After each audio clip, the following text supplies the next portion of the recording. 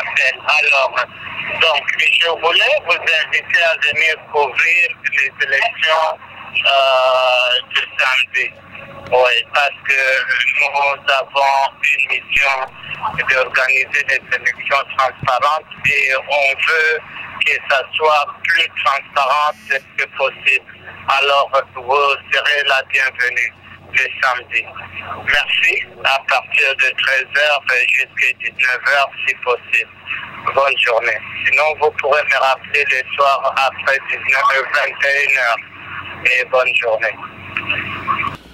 Bonjour, bonsoir. Baninga oyo baza kolanda biso na minute oyo epa nyonso bino bozwami. Et ngai mosali na bino wakanche 365 et nazoko pesa bino information sur le site Congo Monde TV. En fait, information à Mikola Lelo, o tozoko pesa e oti na mboko babengi na mboka Toronto et pa wapi maponami ya président ya communauté ya Sika et Salamaki ya communauté ya biso ba congolais. Monsieur Freddy Kabongo a salaki mandat 2 ans et les kaki ba voté les kaki samedi o et les sous samedi zaki le 5 je crois.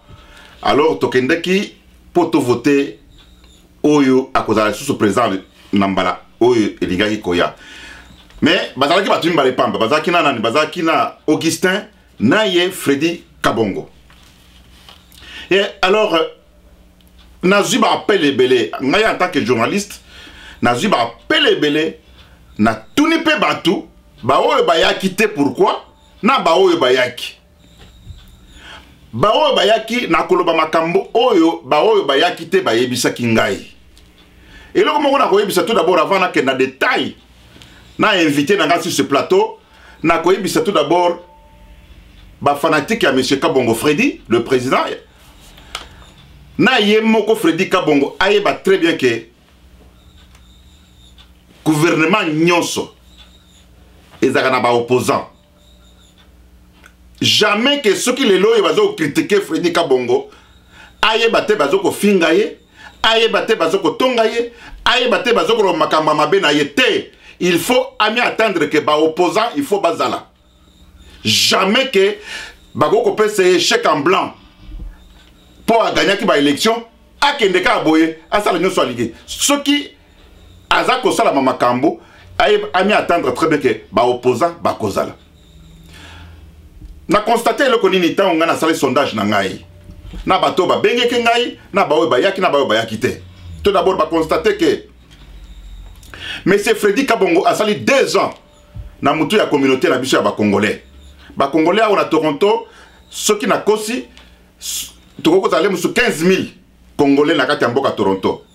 Mais mukolo ya vote to mona 300 personnes mutu yaki. Mais ce qui est réellement monsieur Kabongo Freddy a salaki mandat ya 2 ans na ya kitoko. Mbele mandat oyo ba vote mbele to mona ta 5 000 personnes yé. Donc, veut dire que le corps de Batouba y a quitté. C'est-à-dire qu'il y a quelque chose qui ne va pas. Bateau Totunaki Balobinin. Bao Baya quitté. Na Bao Baya quitté. Bao Baya quitté Balobi que Togoyate. Pourquoi? Parce que Togoyate pendant que voter Kabongo Freddy. Baboy Koya pour voter. Mais, na écouté la bangote, non. Freddy a zalaki candidat iniquité. Azaki na concurrent na ye mosusu comme na ye Augustin. Le même bateau oyo nga na tuni balobite jamais. Augustin Sangwese kendeki partout que Augustin aza rwandais. Batou tout ce qui ba boyi koloba. Ngai na zo koloba ngo parce que na benga ki batou. Batou ba bengi ngai pe. Na lobi mais pourquoi batou ba ya kité? Ba lobi ki candidat azaki ye moko pamba Freddy Kabongo. Augustin Bazangeya, basiba eliminaki depuis kala, na ba makelele bandoke na ba téléphone, ko benga na bengana, balobi ke Augustin azali rwandais. Azaki exclu, veut dire que Kabongo Freddy azaki candidat unique. Ne o moni ba musu ba boke, bisto ya na bisute. Alors ceux qui ngana dans la place ABC Kabongo Freddy, local na monaki 300 personnes, na ko lo ba très bien que bon, na sali musala ya mabe pourquoi parce que il fallait ba congolais parce que tout d'abord ceux qui va voter président il faut au bon pour bateau base à la ébélé bateau va y quitter. Et alors on a bien invité Nanga sur le plateau parce que mon colwana moi mon boulot linga ekobima mon boulot linga ekobima président ya Seni Bongania nande kona biso ba bengi kombo ya Aimé Kabuya na bengi na plateau na ngai ya Congo Monde TV aya ko expliquer biso réellement qu'est-ce qui s'est passé na plateau yo pe na ko benga monsieur Bongania aya expliquer bepe batu po batu bayoki libanda ebele bitumbe ebimi kuna bino ba congolais boni bozo kolate bino ba congolais boyena boye makambo ebimi ebele mais avec média sangwe okende kitoko na yambi monsieur Aimé Kabuya lobi na kuluka monsieur Bongania président ya Seni a expliqué biso réellement qu'est-ce qui s'est passé entre yena monsieur Aimé Kabuya. Sans plus tarder na kuyamba Aimé Kabuya na plateau na ngai toko ba masolo. Monsieur Aimé Kabuya, bonjour. Bonjour grand journaliste. Tout d'abord on appelle sur merci mingi pour le kolo ndimi koya na plateau na ngai pour na ba question na tuna yebisa ko na téléphone ke na lingna ya mbayo pour yebisa ngai réellement qu'est-ce qui s'est passé ce jour-là. Bato bazako benga ngai bato bazako tuna bino ba congolais bozo okola te bana basi ba koli tozo mona bino ka bitumba qu'est-ce qui s'est passé ce jour-là ba muso ba mi pese raison pourquoi ba kene ba boya iko ke de place pourquoi parce que basi ba yenge biso ba congolais tozo ba bitumba mais na yebite yo oyaki mukolwana est-ce que oyaki lokola journaliste na presse mukolwana ou bien oyaki ndengeni? En tout cas, monsieur Wakancha, avant tout, merci. Merci d'être invité. Je hésité moi mouki avant d'ailleurs parce que moni likambo est vu en pleurs mo boya munene. Nga monde naza on a eu appel il y a belé, il y a partout Montréal, Toronto et un peu partout.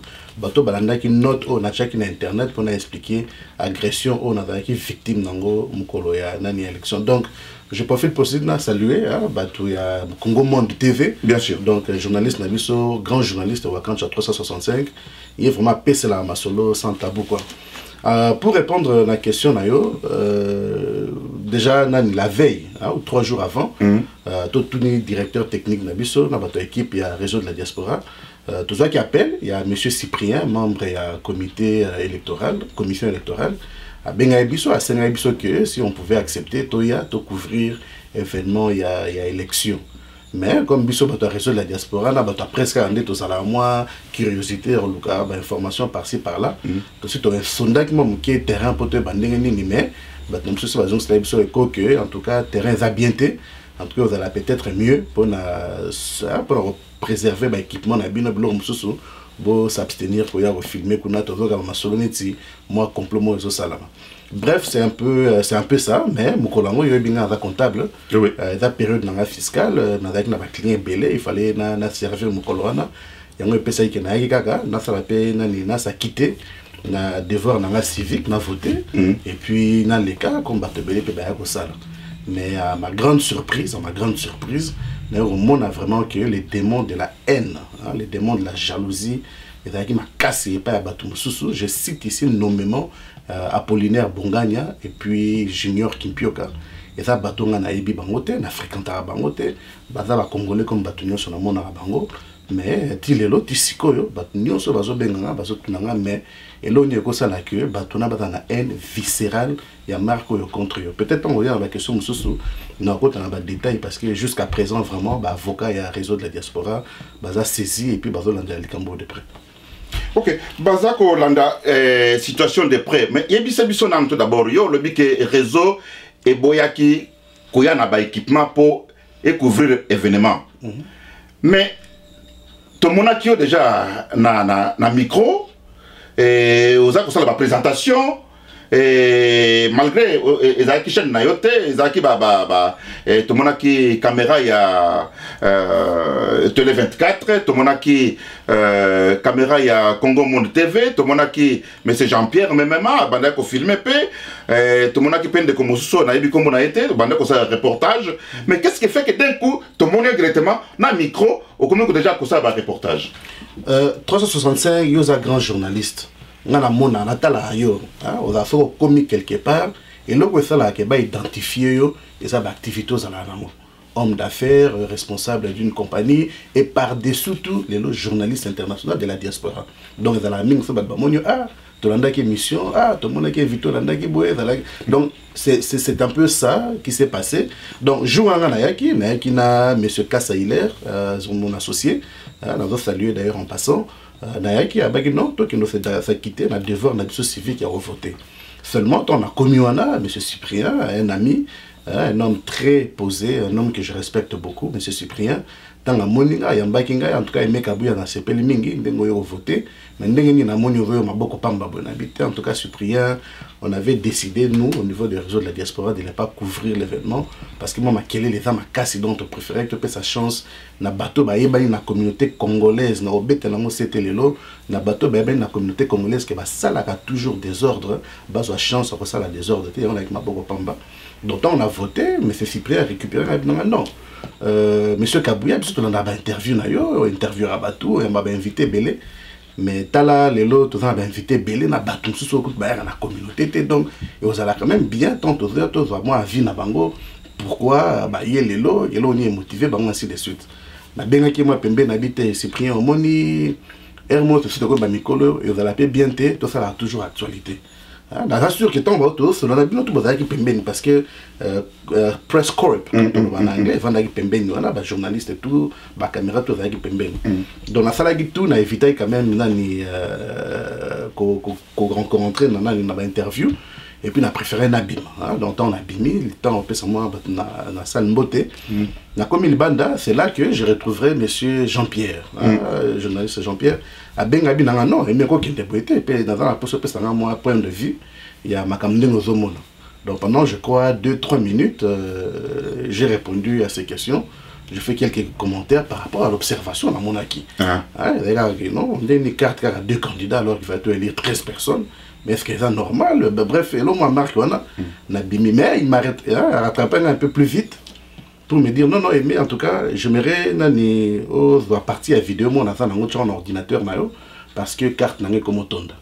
Bon, comme ordinateur, il y a une salle qui n'a pas sa voiture, c'est bon, ça va. Comme il y a une voiture, dans ordinateur. Nazonga na téléchargé film. Donc on a Jean-Pierre Moutasengi ou y a un ordinateur na yo. Voilà monsieur Jean-Pierre Kassonga, il est dans cette ville, beaucoup de question là. Tout n'a son akoya un ordinateur, c'est ainsi là que m'a beaucoup pamba. Donc c'est ainsi que je suis parti dans la voiture, j'ai récupéré mon laptop, na ba équipement musu na zaï na ba équipement en fait ce sont des devices musu to utiliser ka, yo mo yebi, on transférer ba données ainsi de suite. Donc on a nango na kepe effectivement na table place ba média bazalaki. Na posé ordinateur, na fongolé on yoska zo meka ko transférer nani film na carte ordinateur. C'est à ce moment-là que la moni monsieur Cyprien y a les choses parce que là sur la nayo. Ça rappelle bien. Oui oui. Monsieur Cyprien a dit mais y a nano. Tant on a y a présenté nga pas il y a docteur Diamani, professeur Diamani ainsi que son épouse. Les deux sont professeurs à l'université de Glendon. De Glendon. Voilà, non en tout cas mais ce sont de grandes personnalités de la communauté comme ils se sont donné la peine de venir. Il serait peut-être préférable, en tout cas, fait pour nous, car il y a 2-3 questions vraiment, tout va bien que on peut marquer qui acte de présence na bango na élection au à cocotte. Bon, comme le docteur Diamant, je lui dois beaucoup de respect pour le travail qu'il fait, ainsi de suite. Donc, on a boyaté. Mais seulement, c'est bon. Alors, il y a un soldat qui a média, so ba rundima, bandima interview dans la salle, so bandimi là, ça va problème c'est ainsi que je pense média n'a bien bandé filmer. Oui oui. Et puis média Congo Monde TV et puis je crois Télé 24 live. Oui oui. On demandait ma caméra mais ça tourné. Voilà, ils se sont tournés et puis j'ai fait j'ai interviewé madame docteur Gertrude Diamani. Monsieur Diamani lui-même, le professeur, et monsieur Kalala, qui avait interviewé, qui était un des intervieweurs durant le débat entre Augustin et ainsi que Frédéric Abongo. Donc c'est ça. Alors quand j'ai fini, hein, je voudrais rendre le micro, donc j'appellerai Cyprien pour lui faire comprendre. Écoute Cyprien, tu m'avais demandé d'interviewer le professeur, voilà c'est fait. Ce qu'on sommes tous à Zate, libérer parce qu'on a un rendez-vous un peu plus tard, il faut na kende. C'est là que nous avons un Milex. Parce que bon, il y a une saleté. D'ailleurs, on a proposé aux auditeurs, dans la vidéo, extrait interview, justement les 3 interviews, parce que Zali, au Mona, Ndenge, Bongania, à dans la salle na Milex. Qui est une table, il y a Bango, il y a commission. Et puis quelques secondes, même pas, quelques secondes immédiatement, Namoni Bongania, à mon direction. Il était très menaçant. Yo aimé Kabouya, yo na émission filmé, yo habité yo filmé à té, na péché permission. Comme j'avais déjà eu écho que vous avez une complicité on a, na émission non mon cher, ça sert à rien, ça sert à rien perdre d'énergie na yo.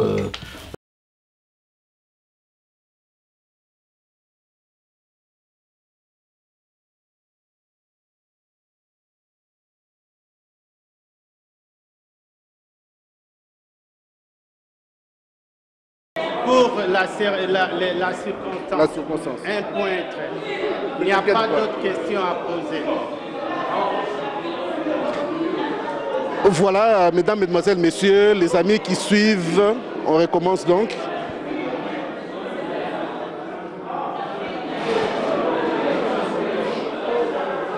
Vous me faites signe, hein? Parce qu'elle attend là.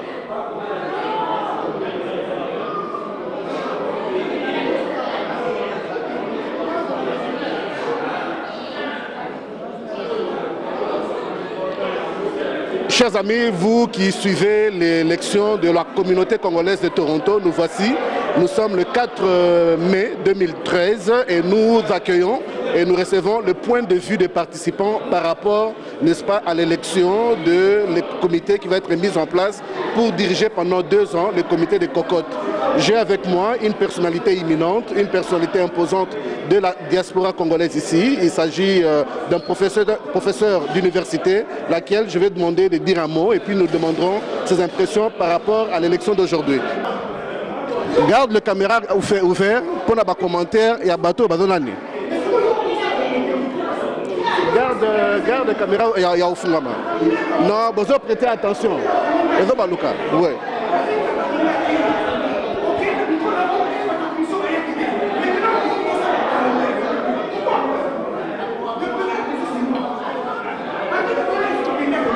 Dani, Télé 24.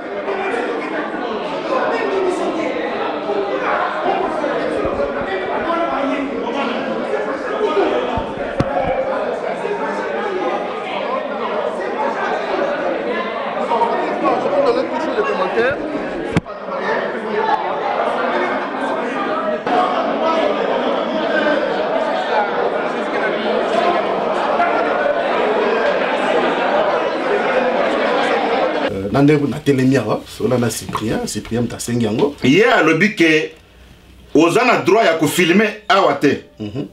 Mais mes chers frères, nakosenga eloko moko. Bapeki saka journaliste ata moko tepo asa le reportage. Journaliste azali na aza mutu moko nakanisi tokomi na mboka mundele.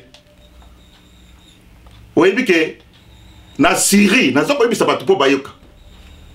Na Syrie, bitumbezo ko nginda kuna, ba américain bazo ko pesa ba rebelle minduki. Mais ba journaliste ba kenda kata na Syrie.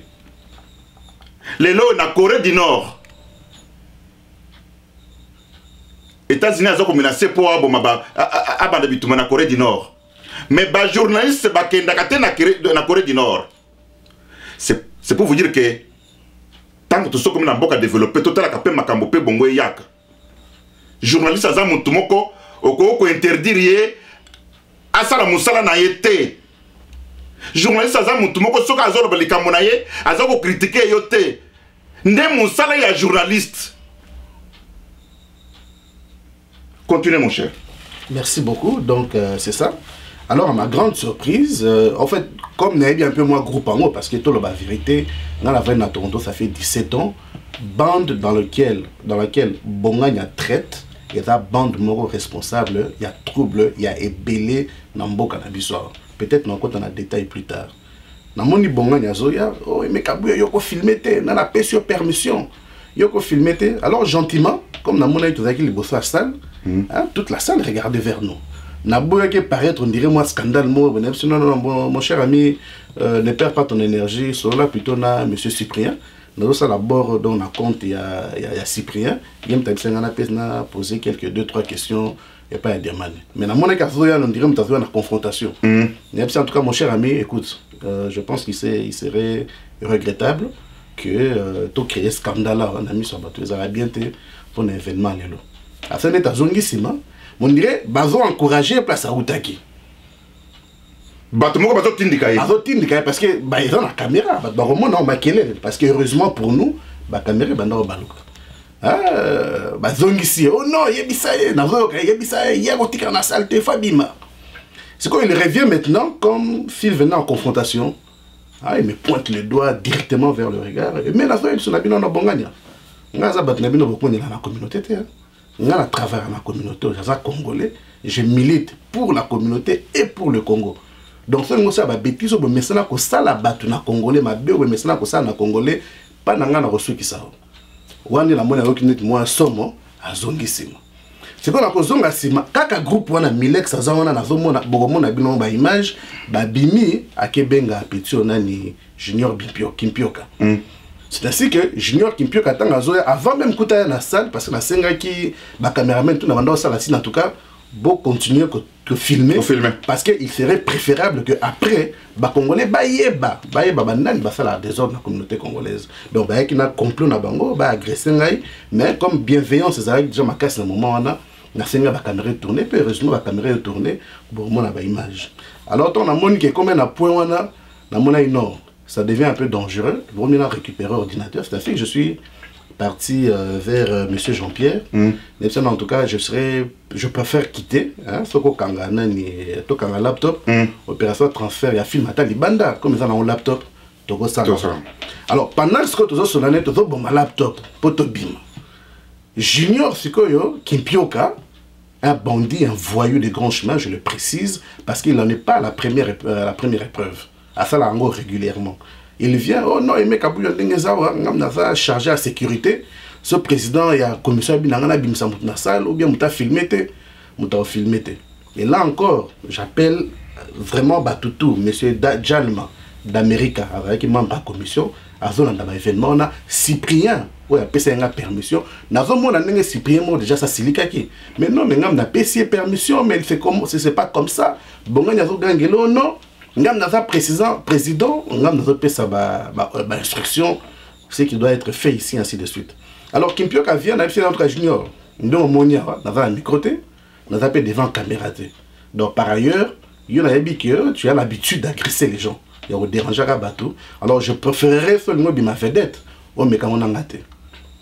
Je te demande de quitter. Monsieur Hilaire Kassa était à côté de moi. À quitter. À Kindaki. Mais tant que comme il y a la table, kaka bateau badaki na table wana bazongisi oh non kendo ibisa bima ya ko sala na te fa bima bimisa na makasi ici il faut. C'est ainsi que Junior azongi au coup teme Kabuya ndenge zaboye ata ordinateur ndenge zawana ko travailler pe ate so président il veut travailler ate alors ce zabo ngana ko bimisa na ba équipement non nabi ah oui yo ngo bimisa ba équipement nga sala ngona na mona sala ngona na mona. C'est ainsi que il récupère laptop, équipement, les colons, les phone, les device, tout au travail, très sensible. Abimi n'a pas boire qui ont les bandes. Dans la configuration à salle, na groupe ba bandit à Toronto, ba Kolo na Mikolo, au na Toronto awa, n'andé ba ça, na comprenant que non, ba d'ailleurs nga, ba dans l'occasion moko boye peut-être, toi en venir na ngona n'andé nzoto. Y on a ça qui partenaire na monsieur Hilaire Kassa, alors qu'il a un téléphone mobile, c'est ainsi na bengi police. Et puis donc, la police, on a que, probablement, on a la police, tindika likambona, tout comme on a bitumba. Parce qu'il y a une intention de créer bitumba. Vous comprenez? Donc, on a seconde dans le téléphone, on a benga, ni balé bandoro landanga na sima. Je crois que Milex bandoro landanga na sima, na mutumsu na habité, mais je préférais quitter, na kepe les bandes, na bengi police, non. En tout cas, on a informé, en tout cas, journaliste, on a fait la émission à Nania.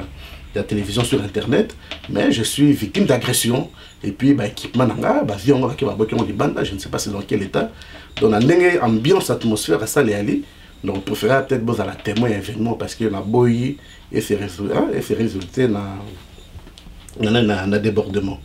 Bon, monsieur, problème est ça, parce que c'est pas coordonné. Quand on est à la côte, c'est là que Libanda, comme ça, on récupère l'équipement dans l'amiable, on devant des Libanda, alors le petit junior encore, abîmé Libanda, il proférait des menaces à mon égard. Yo aimé Kabouya, Zolba Makambe Belé, des insultes, ainsi de suite. Mais j'aimerais souligner ici, c'est moi qui ai fait que la situation se termine dans le calme. Parce que naza mobali n'est pas impressionné. Et puis encore mobali en junior qui peut na bonganya te wana mnyo fayebi asa bato ata bon bal ensemble ba ko impressionné. Bref, na monnaie pour la journée ndenge zalaki et nous ala bien. Mais yo zo benga ye petit nani o zo benga petit na ba voyou petit soki nani junior qui peut junior mais na make ko maîtriser junior na habite tala au moni aimer azavie na yo il faut y habiter azavie na yo te.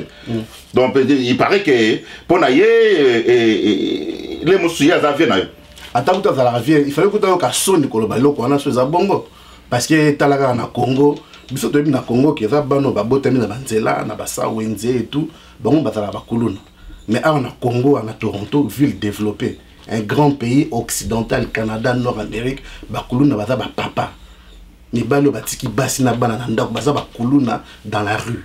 C'est encore plus grave, il fallait dans la sonne couteau, il y a ça la contradiction. Vraiment, Sony Makasi pour la tout d'abord, on a qui monte à média, Nazaraki, on a banda suivre les événements, nous sur la monnaie qui est le coin tango et salamaki, Nazaraki sous motivé, te pour na ko tika la ko sala musa na lingai ko sala, alors na bimaki na sala na kendaki parce que de toute façon, ngape na bangaki peut-être que musoye ko elangai parce que na monaki bilongi ya batu Nazaraki wana ekomi ko pesa nga moi somo na ko banga, je sais pas nani oya ko manquer ngai respect parce que de toute façon ngai naza mutu moko na kolisi bana ba musu basu babali alors je na ko kolinga te mutu mususu aya ko ridiculiser ngai obie ko sala likama ba zoto na ngai mais eloko moko na ko senga ezalinde na kati ya salle wana to monaki ce qui est réellement Cyprien Azalaki membre ya CENI a autorisé journaliste que a filmé bureau mosusu ya CENI parce que bureau place wana balobi ke bat ngaite batu bazalaki na kati ya salle balobi ke bureau ya CENI ezalaki place wana mibale moko o ya ba Cyprien mosusu oyo koto babanda koteka masanga ne eloko mibale ba bureau mibale banda ko diriger ba vote mokolo wana donc moko ya ba Cyprien o ba nyonso bazali komona mosusu ya ba oyo bafana côté ya masanga ne babanda ko diriger ba vote. Alors c'est pour vous dire très bien que soki boza koyoka journaliste za koloba ndenge ba critiquaka Jean Charest ndenge ba critiquaka Pauline Marois ndenge ba critiquaka Harper ezali mosala ya journaliste Freddy Kabongo soki lelo oza président ozo ka journaliste aza ko critiquer yo ko tia moto te ezali mosala ya journaliste koloba te que non vous créez vous créez ba télévision pour m'injurier non est-ce que non par exemple là par exemple monto aza président ya conseil ya nini ya communauté ba congolais ba fina gaye parce que yon des présidents bazo critiquer bazo koloba ndenge zo ko diriger bien te tout d'abord un ngai na place na yo Freddy Kabongo na ndenge na moni ba voter le kaki wana tout d'abord na kolinga tina na sepela parce que de toute façon tu as été voté par tes amis d'après batu ndenge bazo koloba batu ba bite Kabongo a été voté par ses amis ba o ya bengaki na ko revenir pas invité na ngai parce que ma solo ezali ebele na habitant ce que vous permettre biso bon sikoyo nga na yebite likamboni no yo osalaki ya mabe po bango balobake ozana droit ya koya na salle en tant que congolais ozana droit ya koya na salle po ya ko voter te likamboni ni ya mabe yo osalaki. En tout cas grand journaliste je demande aussi vraiment à auditeur battre un peu patient. Au moins Toronto on a eu ça dans la mission sur Toronto c'est une grande ville. Toronto est une ville au koya beaucoup pamba formation te lo mokote mais Toronto est dans la ressource o ko sala moto matisio au compte mouton matsoki donc tu as ma ressource mais il s'avère que faut tout la vérité biso tout un apôtre na objectif moroté et là bat muso ba na apôtre batanga ça ba muso ba fuya ba kima na ba condition Congo yo mo yebi ainsi de suite faut tout le bien likambo Toronto ndenge zali et dans likambo ya jalousie grand journaliste na bona ça la polémique ava yo moko mto zo vandi al pembeni nanga oza victime ya batwana na zo batanga zo organiser concert ya Mbiliabel otondisa ki salle pleine mais bakanga Mbiliabel ezaki nani kaka batwana tango salinge longo sala nani concert ya Jibel Piano ozo se rappeler tu avais investi beaucoup d'argent ozo tu as ba fiche ici et là bana bando longa ba fiche ona kaka batwana tango ezaki na Faubourg campagne ma casse bando sala ma contre Faubourg ezaki nani kaka batwana. Moi j'ai interviewé la plupart des gens qui ont eu des entreprises dont les entreprises ne fonctionnent plus. Bazo le on a microté parce que mon gars à Toronto esprit polémique à Makassi mais tant aux enfants de Solana bango ba plainte na bango kaka batwana problème eza nini problème eza likambo jalousie batwana balingi muto sa eloko na communauté te banga bimonire batmo bachaka ba point na ba vie à bato bazo ebate que tant muto a décidé à ban entreprise à ban initiative avant bon on est à poche bon on est à famille ou peut-être à rola ozoa à sombel banana à sombel madame na biloko à son investir na entreprise morobo na projet morobo avec l'espoir à récolter bon on est en retour avec gain c'est ça yo vani na ndako no lingo sa elongo morote au vendre musanuka ko jalouser mutu mususu mais ça la raté et dans likambo jalousie balinga luka prétexte non entrevue à suko to sa na docteur Camille Lunga président de la communauté congolaise de Toronto ou alobaki que non tu as eu une problématique de division. Et c'est vrai, j'ai été impliqué dans ce processus. Moutou a boyaki le Kambo unité na kati le Camerounais qui Freddy Kabongo. Mais j'étais personnellement étonné. Dans le débat, Freddy Kabongo a cité mon nom plus de 4 fois.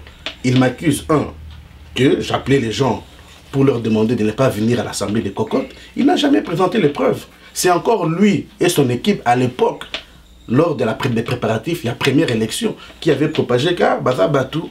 Baliaka kombo mbongo na komba ba congolais ti lelo na bimisa papier parce ba la existe to bambongo to na komba ba congolais te bref ezali bato o bazo sala banditisme photo le bango ki kulu na ezana Toronto et bizarrement paradoxalement aussi bato na il s'avère être autour du président Kabongo.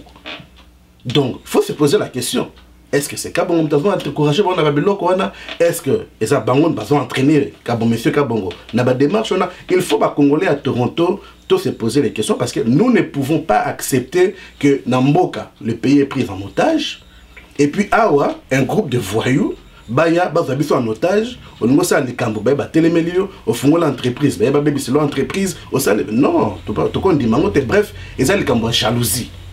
Et ça, l'Ikambo jalousie parce que, Balingelo, Zalate, Solatana Digas, Mutuna Bango, Sokotali, pourquoi au Kapie Koufa, Kaka Batouana. Je vais parler aux Congolais, les Congolais de Toronto, pour leur dire vraiment que, écoutez, chers amis, phénomène on est bandi boé, et bandi ça peut-être mais bandi. Mais et c'est vu en pleurs il y a ma baie. Dans Montréal, la communauté congolaise a déjà pointé de doigts par les services de l'ordre, comme Congolais communauté mal réputée. Na babilo boé bazo attaquer batou, bazo déranger batou, mtasel moi lorono basali moi complot baby ça banditisme et bandi wana. Mais le pire ils ont instrumentalisé pour passer la crime, ils ont des jeunes. Ils ont un avenir à Moulaï. Ils ont un belé à accomplir. Bref, moi je voudrais vraiment souligner que ceux qui Congolais, ils sont à Toronto. Ils sont conscients de leur devenir, de leur sécurité, de devenir de nos jeunes. Il faut tout l'analyser de près. Le réseau de la diaspora est en train de préparer un reportage à ces propos. Le réseau de la diaspora a décidé de suivre cette histoire au niveau de la justice. Parce que, comme on benga, oh non! Tu as les lettres, tu as trouvé police, tu as dit que Aimé Kabouya ne peut plus participer aux activités de la communauté, mais dans ces cas qui Balobi qui participe, mais oui, on est congolais. Dans ces cas qui, donc, vaut mieux en rire, comme disent les Français. Dans ces cas qui, parce que, nous avons beaucoup en 95. Je pense que Toronto, j'ai été au service de la communauté depuis 17 ans. Oui. Les faits sont là, ça ne sert à rien de revenir là-dessus. Mais moi, je pense aujourd'hui, nous sommes face à un phénomène devant lequel les Congolais doivent juger sévèrement. tout acteur qui prend cette option de se mettre en mode de banditisme pour déranger les Congolais. Il faut tout téléméner. Quand vous qui Kuluna et bandit à Toronto, il faut tout téléméner en ce côté, tout bangater d'ici quelques années, peut-être on va couper la communauté parce que tout ça est loin de côté. Tout ça, attention, yango na souligner tout d'abord na makambo mosusu bato babenga kingai o bato o ngana benga ki bato mosusu babenga ngai pona tuna avant de continuer na monsieur Aimé parce que ça invité na ngana eba Mouboule lingai be mamokola pona nini busu lingai be pourquoi makambo be calme tout d'abord bato mosusu babenga ba lebeke mais Jean-Claude wa kancha to lingai to yeba pourquoi mokolo wana to monaki ba président ba candidat nyonso mibale ba célibataire. Muntu ata moka yaki na famille na ye azali kite, muntu ayaki na mwasi na ye azali kite. Augustin ye moko mwasi te mwana te ye moko atelemi wana. Mais tout le monde a partout ce que ba vote lingi ko salama. Muntu nyonso munu muntu abimi na mwasi na ye azoko loba ba makambo kilikili. Mais Augustin ye moko. Est-ce que ton yoko voter célibataire? Jamais de la vie. Bah tu vas le dire qu'il y a moi tout le monde qui suspect que n'engini ntoke nous voter célibataire. Freddy Kabongwaye yemoko. Moi si t'es moi na téninité. Mais bah lui tout le monde est-ce que bateau ba célibataire ou bien c'est quoi? Mais eloko wana epesi batu mabe ba oyo ba benga kinga na tuna réellement ce qui ba toi na prochainement on montoto ko pese responsabilité. Ya ko kamba biso. Aya na mwasi na ye ba mama ba mona ye. Ce qui est comme ils allaient ba pe ba ko benga ba sina ya ba présidente pona ko tuna mituna pona ko isa ba ngwa kamususu yangwana moi les kamususu ils allaient ebele mais on est avant toujours que na invité na ngai pour au musone ko ya après.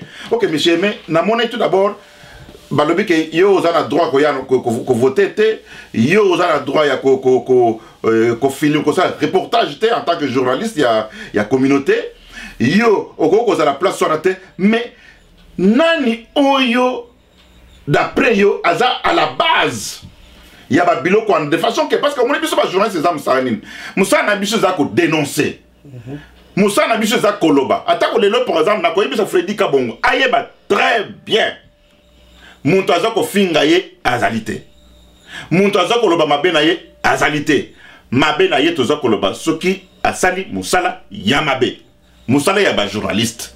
Bata balabala moto bakoloba ngote batu bakoloba za ba journaliste nous. Donc c'est pour vous dire que ce que tu vends to za koloba makambo il est kaki na ba vote ya mabe makambo yé azoko diriger c'est tout comme Kabila za président bazoko finga ye butu moyi bazako tonga ye butu moyi to mone batu moso ba finga Kabila ba ngana ba koti na pouvoir makolo tambola za ki na Honoré Ngwandao a fingi ye titi makolo tambola lelo azana kisasa azana poste ya munene avandi azoko lia azoko tamu na mitu tout c'est pour vous dire que ce que za président ba finga ka président ba tonga ka président c'est pas pour dire que non ba tona ba saili ba sailinga ba site pour ba finga kangai non ko cha moto te parce que yo cha ka moto mingi na zoko biso vérité que ko cha moto te na équipe na yo fanda na bango OK ko fanda voilà ba sali boyer parce que je sais que Freddy Kabongo tu parles beaucoup. Qu'on a bloqué en Némanate. Aux présidents, ça de façon que on met approche nini mandat ils ont salo ba vote ils ont ya tout le monde a 10 000 personnes à la salle. Parce que tu as fait 2 ans, tout le monde 300 personnes. C'est un échec total. Au réunir batute. Pourquoi parce que Koloba non. Un président ne peut pas être comme ça. Oh ba finga pas mon tutel. Oh non mon ndek ba lobby ba comme moi email au répondre ma bé. Non. Zala la ba conseiller. Peut-être que ce sont les conseillers qui vont répondre à ta place. Ce n'est pas toi qui vas répondre. Ce que vous avez les camouamabé, yo tini conseiller na yo. Que nous rectifier, bah journaliste bah le que là nous bah journaliste bah rectifier place one. Ce n'est pas toi qui vas répondre. Voilà ce qu'on appelle un chef. Mais c'est bien tout ça qui tout d'abord répond à yo le colosa qui invité na nga mukola lelo na kolinga na yeba bango ba lobi que c'est tout ça de façon que tout bon ma moto. Parce qu'on a posé par tous les moyens, na koloka bongani. Azana plateau yo, pour tu peux pas yo kaye. Ce qui bongani à l'ekiawa, à lobi makambu, et s'il peut, pour ce que Bongania lobby, il y a répondre le juste que voilà, et comme tic-tac, non. Yo yebisa biso tout d'abord, si tu as des problèmes, na Bongania. Ce que vous avez un problème dans l'équipe, il y a Bongania. Ce que vous avez peut-être façon à que vous avez campagne, binom balina na Kabongo. Kabongo pasaki. À partir de Awana Kabongo Kangela yo kanda. À partir de Awana yo Kangela Kabongo kanda. Donc binimi balé, bon vivra bien. Grand journaliste, c'est peut-être pour rectifier s'il y a... Oui, bien sûr. D'abord, de un, je l'ai dit, c'est un Congolais qui vit à Toronto. Je me rappelle, je connaissais très bien sa chère épouse, une dame très respectueuse, Madame Boukassa. À l'époque, je me rappelle, on priait dans une même église. Même quand on l'a fait venir ici à Kinshasa, je l'ai vu venir à Toronto. C'était bonjour, au revoir, je le voyais à l'église, il aime amuser la galerie, il aime faire des blagues, de drôles de blagues. Bref, ça c'est Bongania, hein, mais je ne le fréquente pas, je ne le côtoie pas, je ne pars pas chez lui. La Bengagete, la Bengangate, nous ne sommes pas des amis. Donc il est pratiquement impossible, on a Bongania, il y a toujours un problème. Mais néanmoins, je me rappelle, en 2008, pour les amis qui habitent à Toronto, il y a une période où il y a un JB Piana. Oui. On collaborait ensemble, Makambe Belé, mais il y a une guerre, on a ça là. Ah, mais il y a une guerre belé. Voilà, donc ça là, il y a une guerre, je me rappelle, il y a un bureau à l'époque, na Queen, il groupe na Mobimba, il y a un continue à ça Jean-Claude Maboko, il y aura des dommages collatéraux, ainsi de suite. Pour le concert, on a fait Bétate. Et Bétate pour la nuit, raison malonga, je pense que M. Nicolas Landau, dans la ville, sera vivant, ce boutonnier, le Belabé dans les Cambouana, puisqu'il accompagne avec Bissotine à Québec, donc nos équipes Mobimba, Yanania, Wenge Musica, BCBG, ne m'ont pas problème, tous qui. Oui, bien sûr. Bengakuna, Bayate, d'ailleurs, Masolé Belé, la soirée, on a eu des inspecteurs, ainsi de suite. Bref, ce sont des gens qui sont habitués à commettre ce genre d'actions. Donc, Bongania, je suis certain, a gardé la rancune. Les Solon et Salama qui les bien en dépit à manigance ne sont pas ça. Mais par ailleurs, une semaine après concert, Bongania, Milex, na batumsus na bota na kombo na bango parce que ça vaut pas la peine. Bah il y a un bureau na pour bimisa bitumba.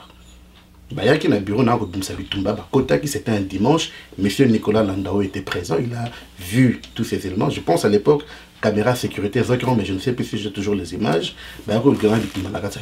Heureusement pour moi, réflexe de notre benga la police pour la nuit, parce que batouana, équipement, bureau, entreprise, et ce sont des équipements qui coûtent extrêmement cher. Donc, on risque était parce qu'il ne sait pas se maîtriser. À Iwana, à Boukelo, puis le Bekomi Autovanda, sur équipement. Voilà, Tewan, la corps tolérant, dans la benga police à l'époque. Et je me rappelle, il a fallu vraiment créer un problème. Pardon, au quelques temps, moi calme côté après donc c'est ainsi que on a un problème, on fréquente pas le même milieu, moi je pense plutôt que les gens qui ont mauvaise foi. Congolais moi je pense tous habitants tout la même chance. Le Canada donne les mêmes opportunités à tout le monde de créer une entreprise, de faire un commerce, de faire n'importe quoi. Donc, ils ont dit que nous avons télémélier, au communauté, nous avons surtout que business septembre sur base de marketing, ainsi de suite. Donc, moi, je pense que et Loko Basali et Loko Baprimida qui depuis longtemps. Vous avez parlé de M. Kabongo. M. Kabongo, même non. J'ai vu M. Kabongo la première fois dans la vie, c'était en 1996. Je n'ai jamais côtoyé M. Kabongo.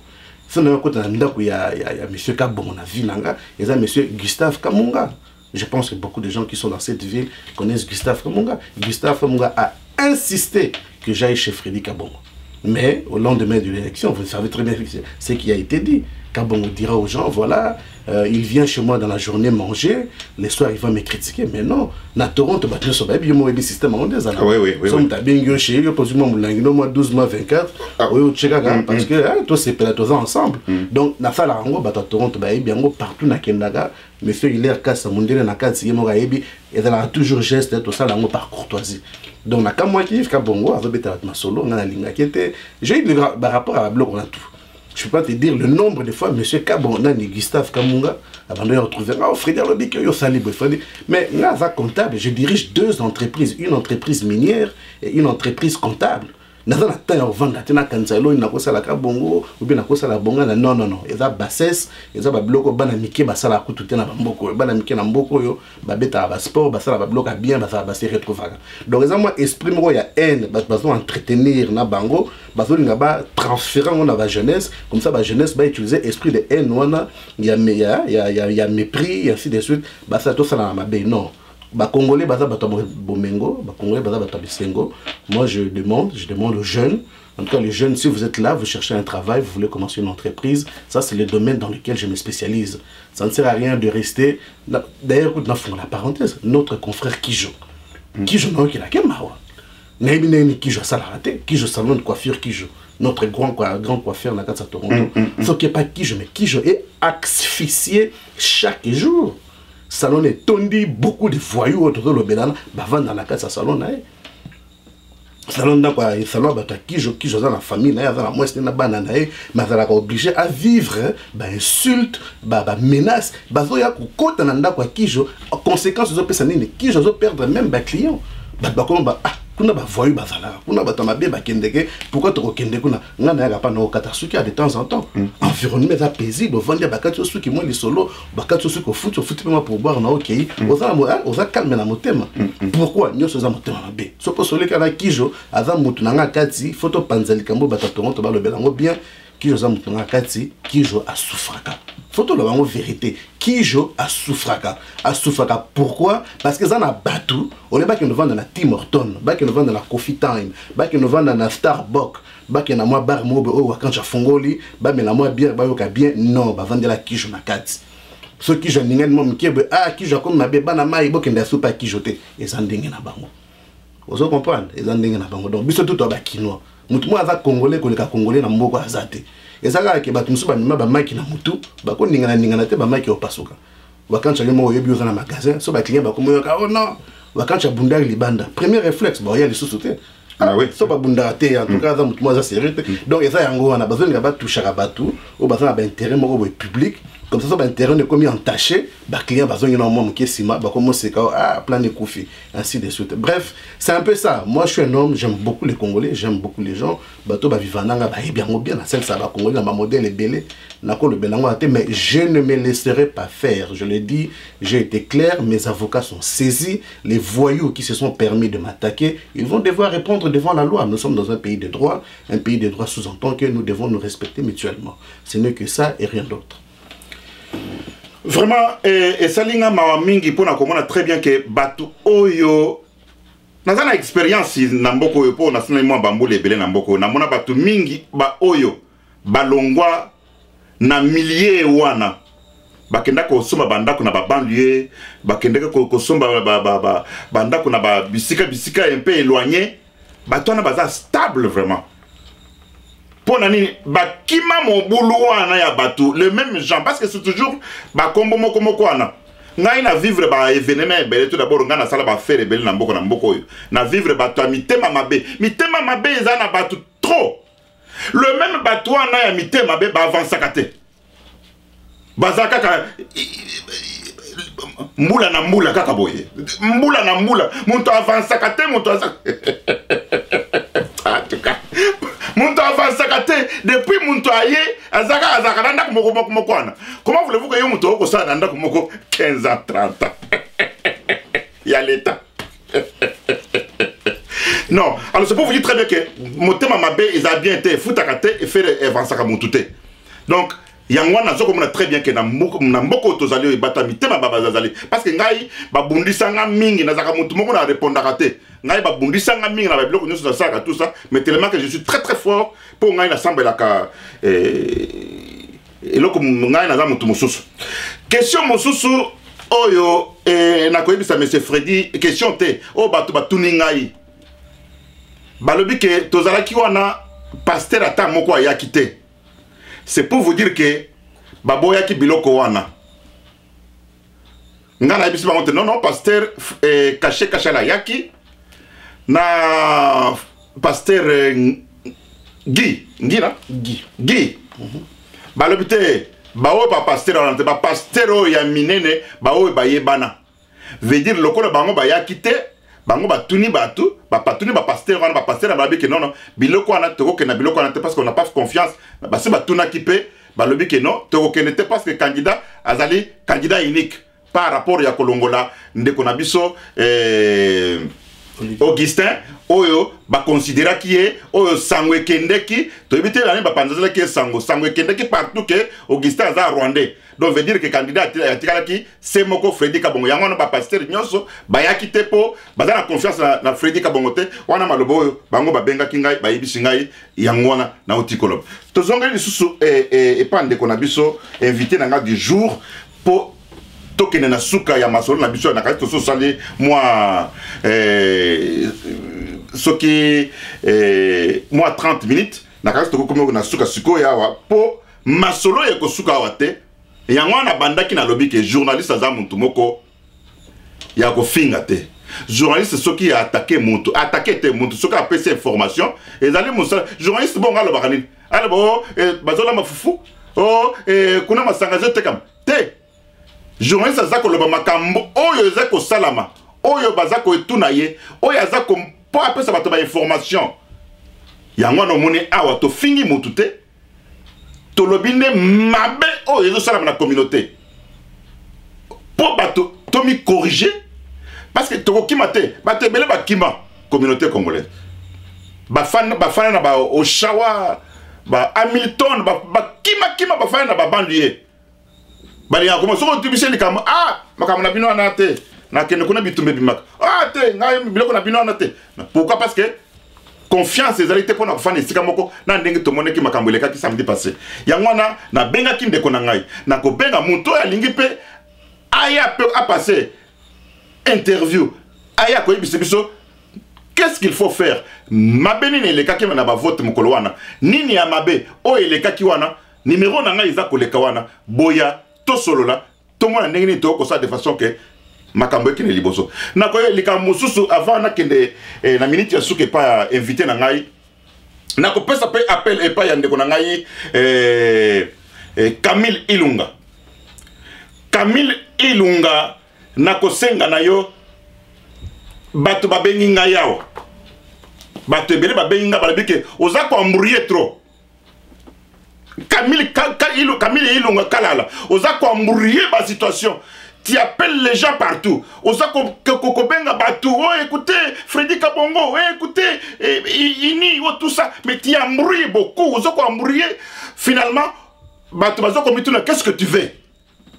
Olingi nini? Olingi kokote ekufa batou tu baya epa na yo ou bien olingi yo kote na kokote. Batou babenga balobi ke oza koambrouiller mingi. Tika koambrouiller communauté congolaise. Loba likamboli koloba yaka na idée. Parce que tout ce que tu parles, oza ko ya na idée te, oza ko ambrouiller bato. Tika ko ambrouiller bato, po bato ba benga ye baleli mingi. Tika ko ambrouiller nani Camille Ilunga. Tika ko ambrouiller bato, bato ba benga ye baleli mingi. Na zonge pas invité na ngai. Monsieur comptable.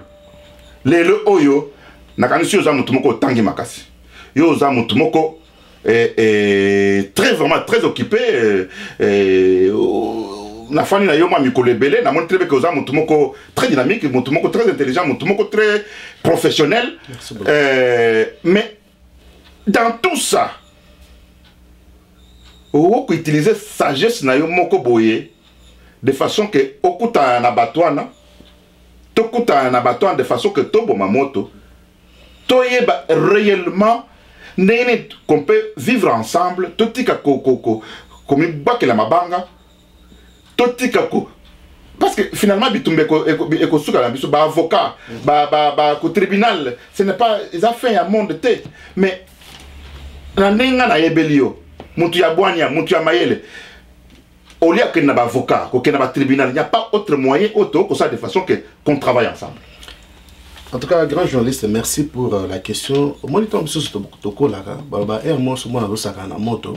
Faut que tu aies zika. Tant au zika, bah, ce matin, on a un moto. Au bang, au simbango. Nega na lobby.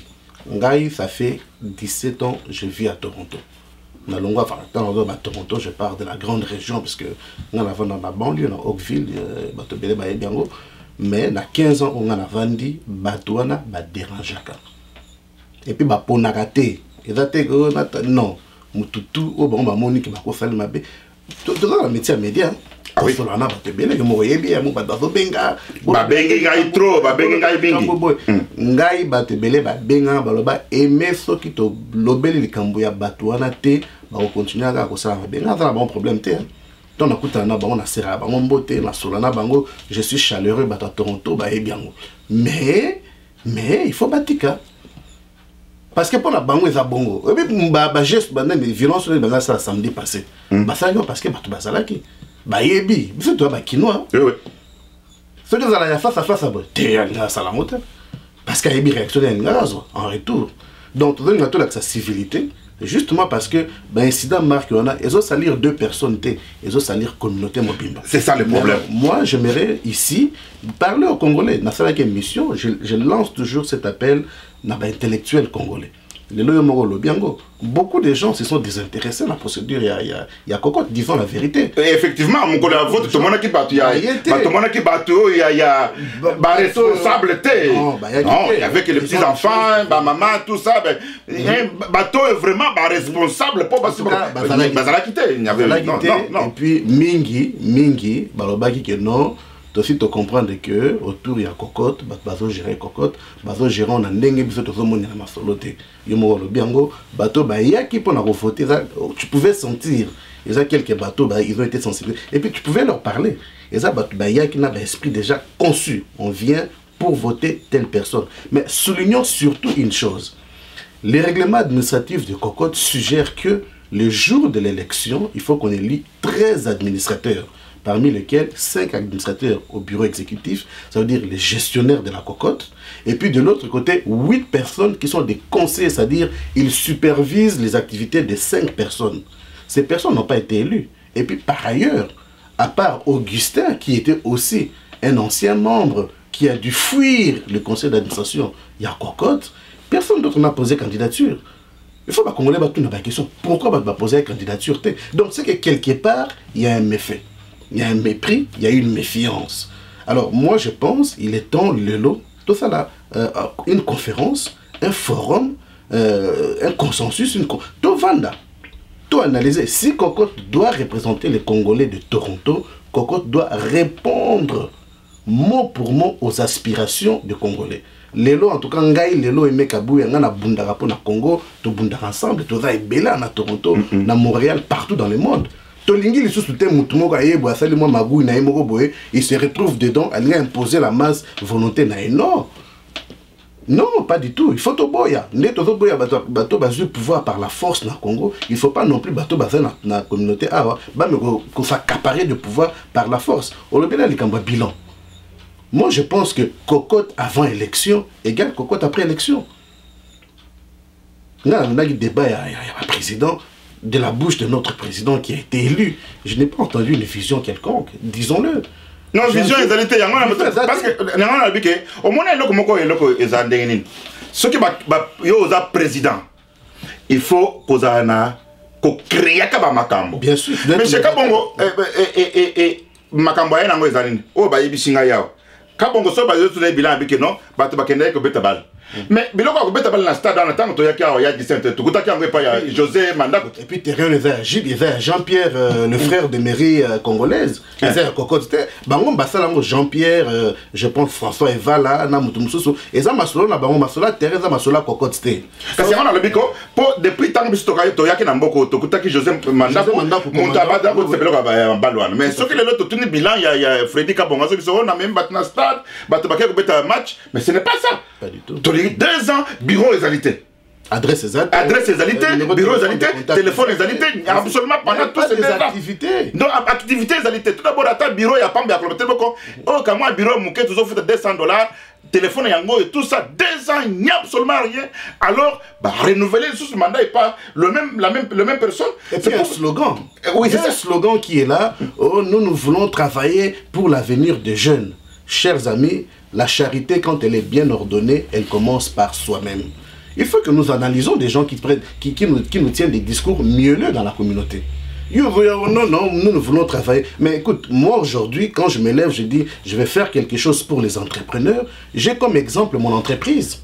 ou mes entreprises. Quand je dis je vais faire quelque chose pour les jeunes, j'ai comme exemple le centre d'entrepreneuriat. Nous donnons des formations en entrepreneuriat, en politique et gouvernance au centre francophone, à l'ACFO et dans beaucoup des organisations francophones. J'anime ces ateliers. Alors il y a des gens qui tiennent des discours mielleux, le corbeau et le renard, vous connaissez l'histoire. Oh non, mon ami, moi j'ai toujours dit, mon professeur me disait, mon professeur de gestion, il disait, si tu as un leader devant toi, si tu veux le suivre, tu dois toujours te poser la question si tu veux être comme lui ou comme elle. Si la réponse est non, eh bien ne le fais pas. Nakanisi Tokomi na suka émission na biso, vraiment, M. Kabongo Freddy, le président, il y a communauté, il y a Cocotte, Namboka, il y a Toronto. En tout cas, il faut au vanda, au yeba bien, au landaka télévision, au moins naka musala ba journaliste ba salaka, musala ya ba journaliste zani ni ko critiquer, ba oye baza ko diriger, ko critiquer, ba makamboza ko leka, ko pesa ba information, oye bombani, ba président, ba te belé ba journaliste mususu ba kenda ko dévoiler ba secret, ya ba ministre ba et pas ni ba bomba ka ba mbongo. Les leçons comme on est comment est-ce qu'on appelle ça? Et là, il y a libéraux, il y a Paul Martin et journaliste d'investigation. Voilà. Il juge, il y a économie, comment il s'appelle encore en tout cas, un juge. Un juge, à Bomaki, libéraux, fédéral Tilelo, et Zaline, journaliste, Kendeki, Kokundula Masolo. Ata on le loise ko le Québec, journaliste ne Bakundula Masolo. Au fond de la télévision, aux amutumoko tangi makasi, aux amutumoko ebimboko yo, ou imboko de batusoko bazako critiquer. Comment on le fait maintenant? Tozako finga yote, poyo vineme, tia moto ke basali bafandeli ngai bazoko tongo bazoko finga te. On critique ton travail. Ce que tu as bien fait et ce que tu n'as pas bien fait. Tala musali bisto fandeli awa pona en tant que journaliste. Aux yeux ya kitoko, au saliango, au bisto lobby mabe, au rectifier yango de façon que lobby na lobby au koma mokambi ya kitoko. Ata baninga na yo tango bakolanda bando yo. Parce que nazi appelle balabite Freddy Kabonga a été voté par ses amis. Bato babenginga ba ebisika te. Non non, écoutez, Freddy Kabonga a été voté par ses amis. Oh yo oh yé moka benga ki na ba téléphone na bengi batu na ba téléphone ti ba camarade na ye ba ndeko na ye ba voter ye.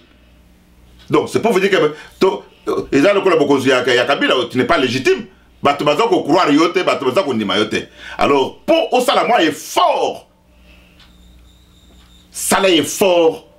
Il y a makasi oyokaka. O lo ya ko répondaka oh ba lebi na ngaboy, oh ba komeli ngaboy. Te bazoko critiquer yo pour yeba ko sala haper ye wait exemple ya muketa la kaka nene ba kisina ni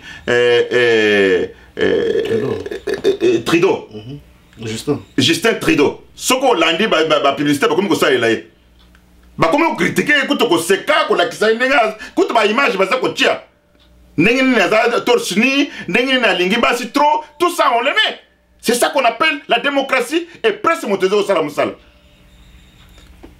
Nous voici arrivés à la fin. Nakotika la monsieur invité monsieur les comptables après ça maloba suka pour te conclure émission nabiso ya mukola lelo. En tout cas, chers frères, chers amis, les aînés dans la communauté, moi je suis votre frère, votre confrère. Je pense que je n'ai plus besoin de me présenter devant vous. Je pense que je suis votre humble serviteur, que ce soit dans les médias, dans la communauté et dans d'autres circonstances. Je pense que nous sommes venus ici en Occident parce que nous avons voulu dire non, marquer notre mécontentement face à un gouvernement au Congo depuis longtemps qui maltraite la population. Donc moi je pense que nous sommes venus en Amérique pour acquérir de nouvelles compétences, des savoir-faire pour que un jour nous allons le mettre en œuvre, n'est-ce pas, dans notre pays. Mais il s'avère aussi que dans ce processus, nous avons eu nos enfants qui sont nés ici, et ainsi de suite. Donc moi, je pense que les Congolais, moi j'ai toujours cru aux Congolais, les Congolais sont des personnes très capables, très dynamiques, très entreprenants, ainsi de suite. Donc l'esprit qu'on essaie d'inculquer aux Congolais aujourd'hui, l'esprit de la haine, ne fait pas partie de notre culture. Donc moi, comme je l'ai dit, je ne suis pas une personne problématique. La plupart des histoires que l'on rencontre, qu'on rencontre à nos sujets, c'est simplement lié avec le fait que nous sommes des hommes publics. Et ça s'applique pour tous les hommes publics, je ne vous l'apprends pas. Donc moi, je pense qu'il serait préférable d'approcher nos frères qui veulent promouvoir la violence au sein de notre communauté, de leur demander clairement et spécifiquement d'y mettre fin. Parce que nous n'avons pas besoin de commencer à compter les cadavres dans la communauté congolaise. Je rappelle que le Canada, c'est un pays d'opportunité. Moi, votre frère, je suis comptable, je suis expert en entrepreneuriat. Si vous avez des problèmes pour, je ne sais pas moi, gérer votre entreprise, des problèmes d'ordre comptable, d'ordre fiscal, vous voulez savoir comment concevoir un plan d'affaires, vous voulez savoir quelles sont les politiques des ressources humaines que vous pouvez mettre en œuvre pour gérer vos entreprises, vous pouvez m'appeler, vous connaissez mes coordonnées, je suis là pour vous servir. Donc c'est ça, moi j'envoie ces messages d'amour, aimons-nous les uns les autres, il n'y a pas un autre message. Moi je suis chrétien, mon pasteur dans la communauté congolaise, je l'ai toujours dit, et ce n'est pas un secret pour personne, c'est le pasteur Eli, même si je ne prie plus régulièrement dans son église, j'ai travaillé avec lui, il peut témoigner du travail que j'ai eu à abattre pendant que j'ai travaillé avec au sein de la Nouvelle Alliance. Donc c'est vraiment ça, c'est malheureux, je regrette que cet incident soit venu, mais ce n'était pas moi qui l'ai provoqué, je ne l'aurais jamais fait d'ailleurs, vous me connaissez, et je demande à ce que vous approchiez nos frères, hein, je les appelle frères, quoique en dépit de leurs mauvais actes, je les appelle frères, et je leur convie à arrêter avec leur violence, ça n'aide personne, et ça ne pourra pas aider la communauté à se développer, et ça n'aidera encore pas moins la cocotte, parce que plus vous créez de la violence autour de la cocotte, plus vous faites fuir, n'est-ce pas, les Congolais de cette organisation. Donc ça c'est mon message, c'est un message solennel, continuons la lutte pour libérer le Congo, continuons la lutte pour instaurer l'état de droit au Congo, ainsi nous pourrons tous retourner au Congo, pourquoi pas y travailler, y investir et trouver nos comptes. Voilà, ça c'est mon message. Sinon, comme j'ai toujours dit, j'ai travaillé avec mon frère, mon grand frère, mon ami, donc Nyos 365, vraiment un homme agréable, un homme qui mérite d'être encouragé, supporté et autres. Il a beaucoup d'initiatives, vous avez appris au sujet de Wake Up, Faubourg Bar, ainsi de suite. Même ici, si vous venez, il est toujours chaleureux, il accueille les gens. Ça, c'est la particularité des Congolais. Donc, n'éteignons pas ces feux-là d'amour, d'amitié et autres que les Congolais ont, parce qu'un groupe de gens veulent se faire voir, hein, veulent créer les végétariens autour de nous. Ça n'aide pas beaucoup et ça n'honore pas la communauté congolaise. Donc c'est tout ce que je peux dire à ce sujet. En tout cas, que Dieu vous bénisse. Vraiment, Nzamba Lingabino, naebi ke mingi, naoka ba commenter, c'est pas grave. Je ne suis pas un homme rancunier, je vous pardonne, mais to lingana bolinga solo. C'est tout ce que je peux vous dire. En tout cas, beaucoup de bonnes choses. Merci beaucoup. Merci beaucoup de nous avoir suivi cette émission, d'avoir suivi cette émission. C'est votre serviteur Jean-Claude Wakancha 365. Nakolinga bolekaka à tout moment sur Congo Monde TV pour Nakolanda Bobetika Pepele www.congomondetv.com Bobandi Kolanda. Ba information ya Monde Mobimba. Donc nakosenga na bande konangai balande émission oyo.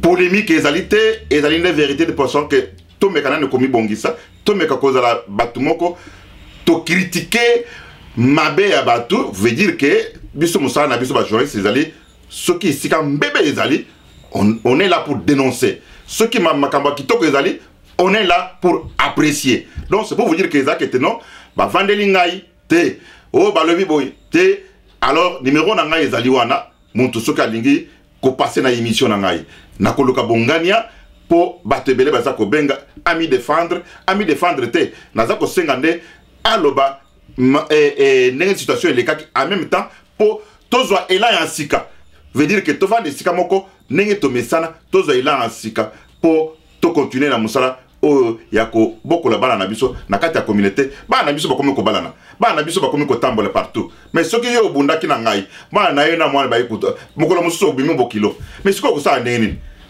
mais moyen ezalité parce que de façon oko sa ndenge nini to sto koli o yako bima mokolo mususu bo ah ndenge nini mwana na yo ne mutalinga bala mwana na ngai mais siko yo na ngai to yo kana kate yo na ngai to sto bunda mais au sommet très bien que non makambwana tango tokomaka na mbolo oyo tozaki na Toronto tozaki bana mike siko to koli bana biso nde bakomi siko ko tambola partout et pas bazo que tozoko yebate yango na pesi conseil oyo to ekutana to sololaka tozala totika mitema mabe totika pe na kindoki Oui, merci Mingi, merci monsieur le comptable. Merci pour votre invitation. Oui, oui, merci pour répondre parce que nous avons malgré tant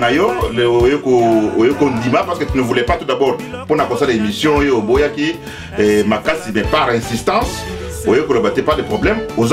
Personnellement, au Linga Kité, mais ngai na insisté makasi, mais le colo que la kangaye, moi mingi, yango no dit que le colo yo benginga ou insister pe, na koya ko passer émission.